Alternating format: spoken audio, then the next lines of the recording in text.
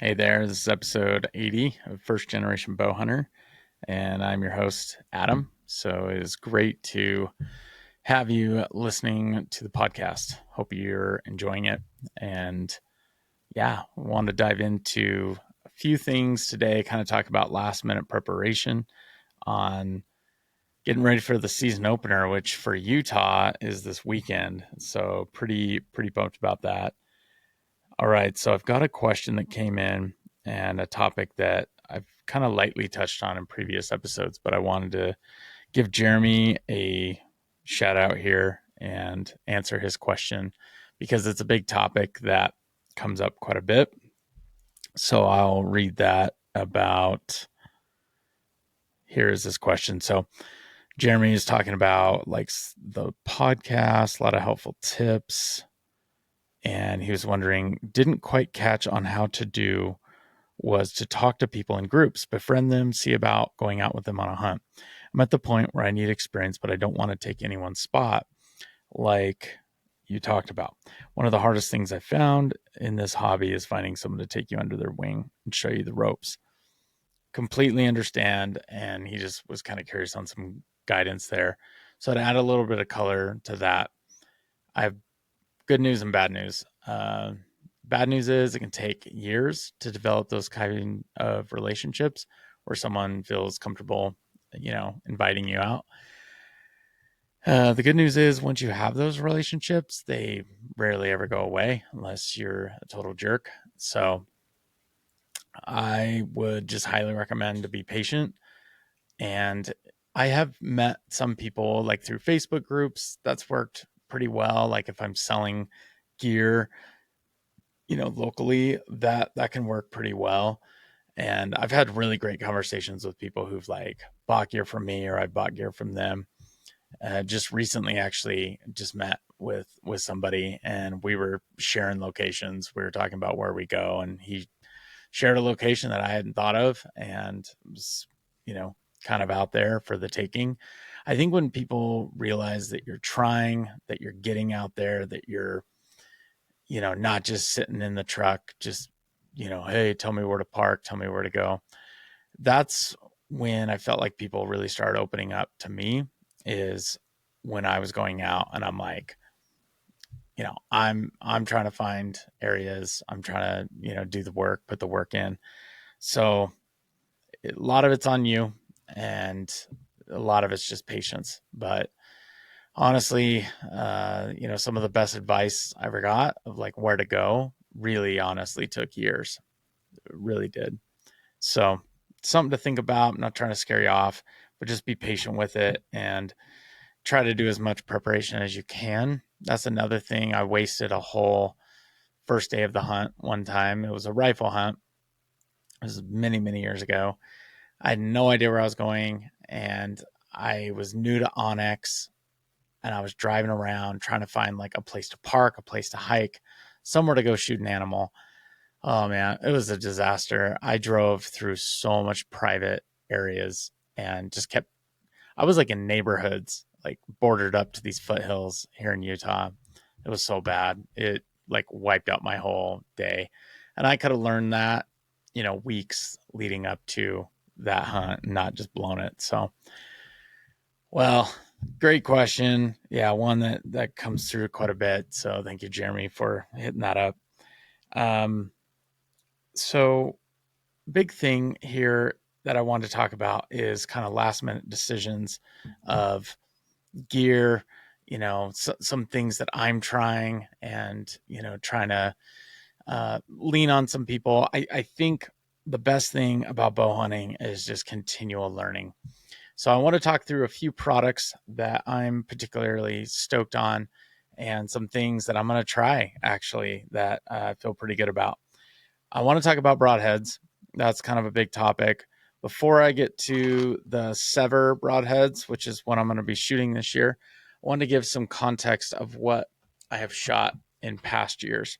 So the thing that I've shot that I've really enjoyed the past few years has been a fixed G5 Striker X broadhead. I just love how dependable these are. This particular Striker X is a 4-blade fixed. 1.25 cutting diameter, ultra sharp. I hate opening those in the package. They are the worst because I swear they get me every time.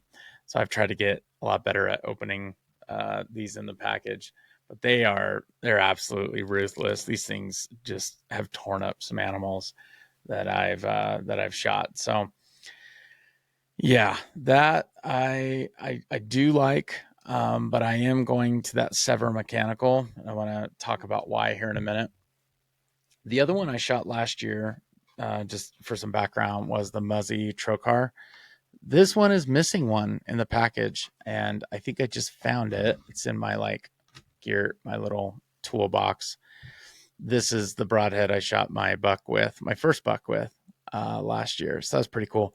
But just looking at this, this particular fix, it's got a little curve to it, little like helical almost. So I just was really happy with this broadhead. It did great. And then I've got an old G5 pretty banged up here. The tip is completely just destroyed. But G5's the Striker X is a pretty good one if you're going fixed. The other ones I had in my little box here, I got like this gearbox just full of parts and yeah, as you get more into this, you'll probably have something similar. The other thing I like about the G5 is it does have replaceable blades. So they come in this little plastic thing. And I like that because blades do get banged up, but the core generally doesn't. And so I like the idea of swapping out blades. Another one I've gotten here, and these are super banged up. These are some old Rage NC, which stands for No Collar Tripan mechanicals. These things are so gummed up, and I think they're bent. That's why they're not opening. I just like hanging on to broadheads though. Like they all have a story. Ooh, that's a nice one. I don't think I've shot that one. That one like opens super nice. Yeah, mechanicals I've been a bit of a struggle with on the struggle bus with mechanicals in the past because I had a Rage that didn't open on an incredible buck on opening morning many years ago. Shot it at 20 yards and it should have tore that thing up. And I don't think my shot was very good. Like I'll take that ownership. I'm not saying all broadheads, you know, it's all on them. But when I found the broadhead and I could tell it hadn't opened, whew, yeah, I did a whole episode on that. But all right, so wanted to talk about Sever. Sever is like the cute chick on the block right now. So Sever, the one that I am going to be shooting is the 1.75, the Sever Titanium. So it is a mechanical, but the thing I like about this is the design, and it's like just looking at this thing.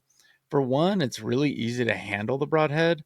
It doesn't have like jagged edges sticking out everywhere. Like I feel pretty comfortable touching this with my hand. And as I say this, I hope I don't cut my finger as I'm filming here, but pretty cool though. Like just the feel of it feels, just the steel they're using just feels super hefty and strong.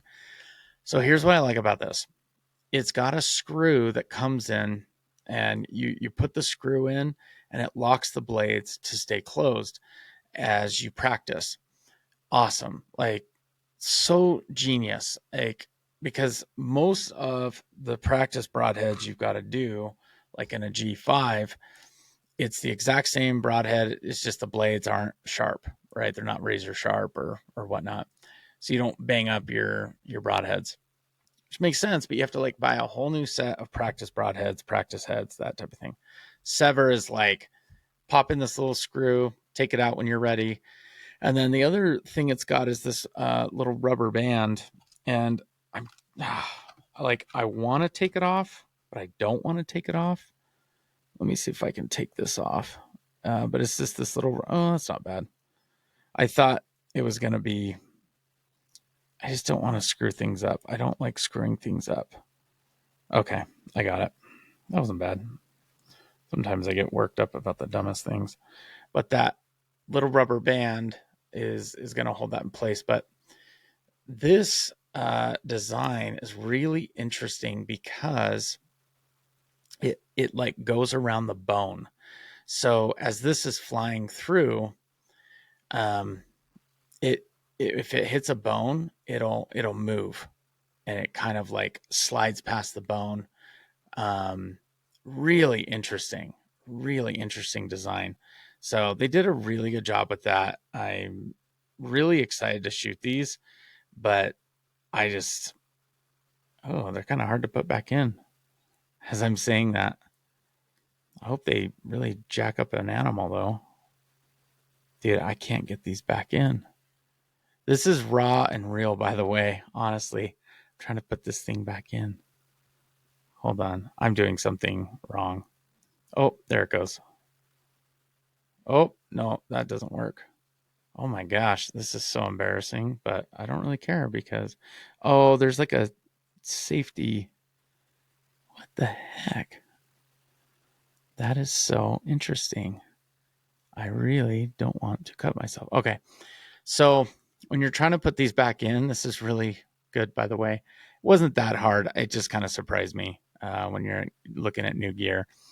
When you're putting it back, they kind of have this locking thing, which actually is kind of cool to see because that tells me that it's going to be pretty durable and it's going to be very reliable.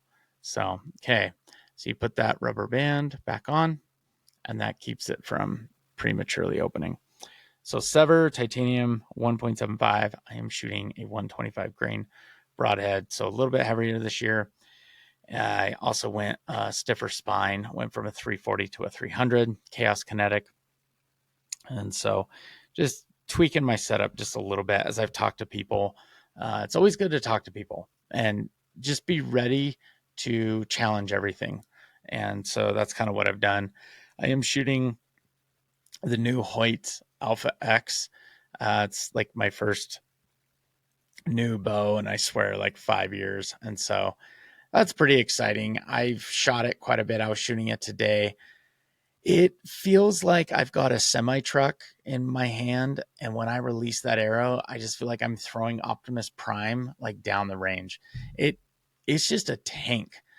I just love that bow. It's solid, it's aluminum, and I was a little worried about the weight, but I'm really not anymore. I just, after shooting it so much, I just feel like I'm holding like the freaking Chris Hemsworth.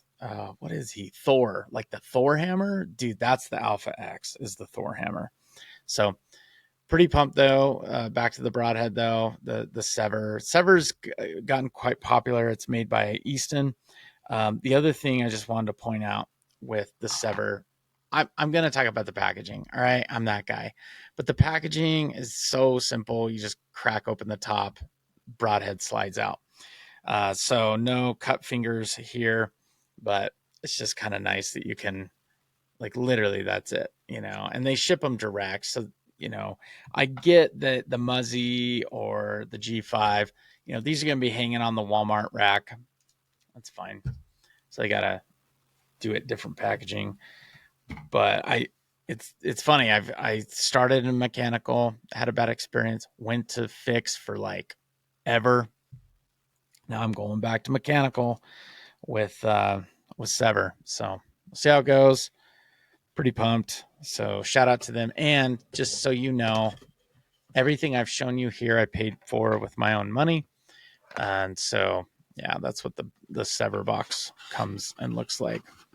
It's kind of cool. They kind of explain it too. Like they talk about like the how it goes around the bone and that type of technology.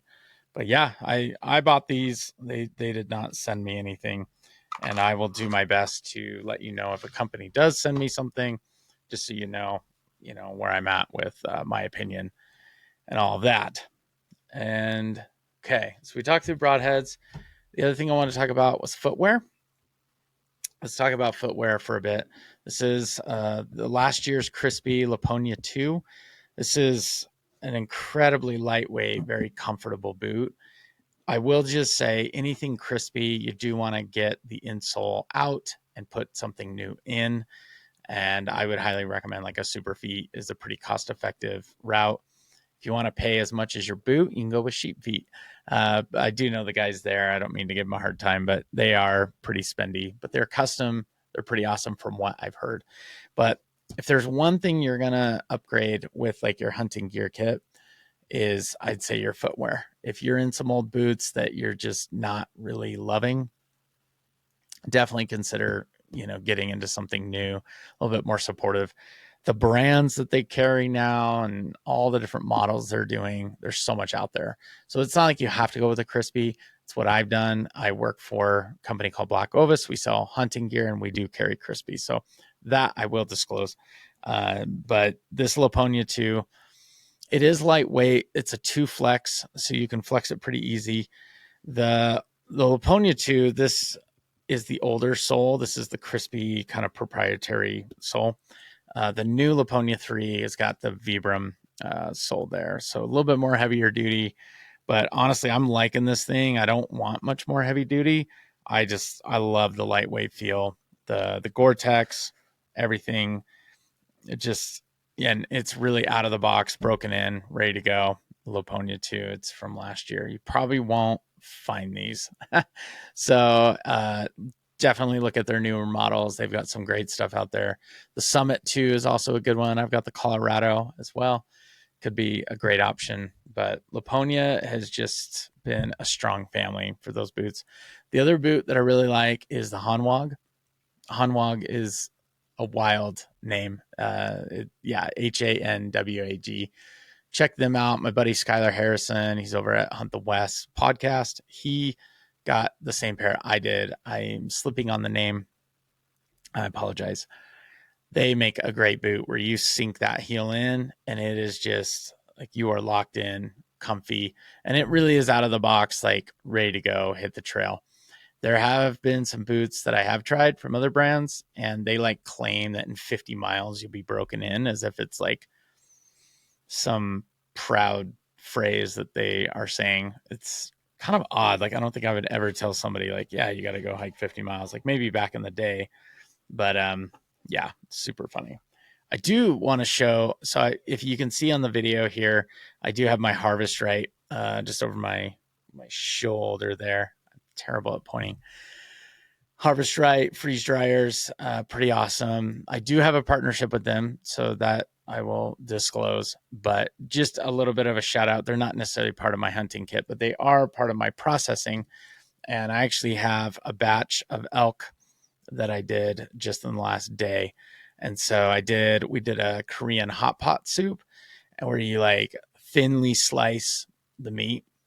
And one of the best pieces of gear I can mention when you're putting meat in the freezer is a really nice commercial meat slicer. But the powder, you can see all the powder. It's kind of like, these freeze dried meals, but you can see just how like light and airy that is. There's the elk right there, and it's got some noodles. But yeah, that's like ready to like rehydrate. There's a little bit of chicken in here too. We mixed in. So anyway, that's what it looks like when you're done freeze drying. It's just like it is, out of a packet. I've really enjoyed the Harvest Right freeze dryer. They've done a pretty good job, and I've done lots of food in that thing. So it's been great. Otherwise, gear wise, I'm not shaking it up too much. Like I said, back to the arrows, I went from a 340 down to a 300. The thing I would recommend is when you're going into the bow shop, just try to be humble, try to have that humility, go in and just be ready to learn, and just be like, there's something on my bow that I don't like, or I'm worried about. I remember taking my bow into my local bow shop. It's called Wild Arrow, and they just do an awesome job. I just want to give a shout out to Jeremiah there in Centerville, Utah. He's phenomenal. My good friend, Redbeard Outdoors. If you know him, he's got a great podcast. He's always at that shop. But I have taken my bow there so many times with the newbie questions, and they never make me feel bad. Jeremiah is so kind. But I went in the other day and had a question about my black gold Verdict sight. The Verdict sight has these micro pin adjustments, and they can get jammed super easy. And mine were completely jammed, and I was so pissed because I couldn't move my micro adjustment pins. This drove me nuts. So Jeremiah sat with me. He loosened everything up. He got things moving again. It saved me sending that sight back to Black Gold. And I know they would have taken care of me, but not the time to be sending a sight back. We are days away from opener. And I know it's on me too. I should have gotten a bit more of a head start on some, settings and adjustments and things like that. It is what it is, though. Life happens. Sometimes you just do the best you can. But I'm really excited about this hunting season for the opener. I'm going out with my son. Pretty pumped about that. I am going to be doing the e-bike again. I've got a Quiet Cat that I've had now for, probably 2 seasons. E-bikes, they're really fun. I mean, they can make a grueling hike pretty bearable. It's some serious coin, but I also just bought like a non-hunting e-bike, and I ride that when I'm out with my kids and when they're doing the mountain bike team. So that one is a Scott, and my son is going to ride that one, and then I'm going to ride my Quiet Cat. So we're getting all geared up. I got my elk calls out, trying to, get those dialed in again. These nice Rocky Mountain elk calls. I love these things. They're the best. Just good and hardy. Be careful with these, though. I learned the hard way. I left them on my dashboard in my truck, and the reeds like totally got messed up, like melted and stuff. So lesson learned. So don't ruin a good elk call on the dashboard of your car. But on the commute, I'm starting to put it in the mouth again, get kind of warmed up again. It's great to just rip bugles into nothingness into your car. It's awesome. But other than that, if you've got questions on your setup, especially those last minute questions, you can always ask me. You go to Instagram. I'm at Adam_Buchanan, Buchanan. Hey, I'm an open book. I've been that guy before. I've walked into the bow shop days before opener, and I'm like, hey, I need some help. So I'm not going to judge. Clearly, we're all learning together. So just ask away. Don't ever feel bad like you can't ask anything. I'll be happy to answer. I hope you've done some preparation. I really want to dive back into some core principles of hunting. I think when we get our bows, we get so excited and we shoot, and we become very good at shooting a bow. But then you get out there and it's like, oh my gosh, totally lost, and shooting the animal is a pretty small percentage of the time that is, used on a hunt. So yeah, we get so pumped up. We're just ready to fling an arrow. And it's kind of a small part of bow hunting. I mean, it's a big part of it, but it's a small part of it. But I'm going to be diving into more topics. If you've got any questions, even share like a recent hunt that you've been on. If, something happened or something didn't happen, please share your stories, drop them on Instagram. I'd love to hear all about them. And we'll keep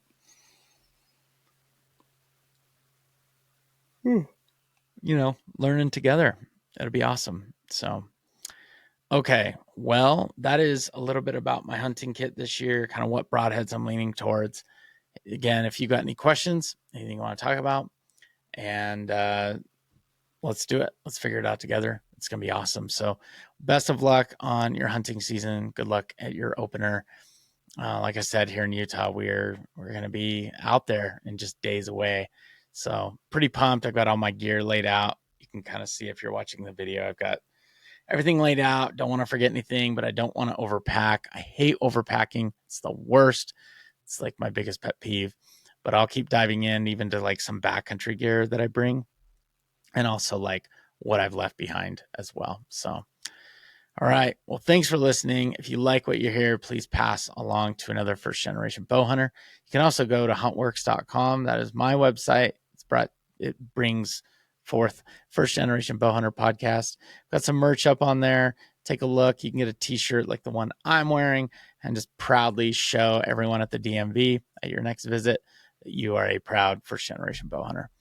All right. Well, thanks for listening. It's been episode 80, talking about prepping for the opener and just kind of finalizing the hunt kit and the setup. So see you on the next episode. Please hit subscribe and drop a review on iTunes if you're liking what you hear. See you next time.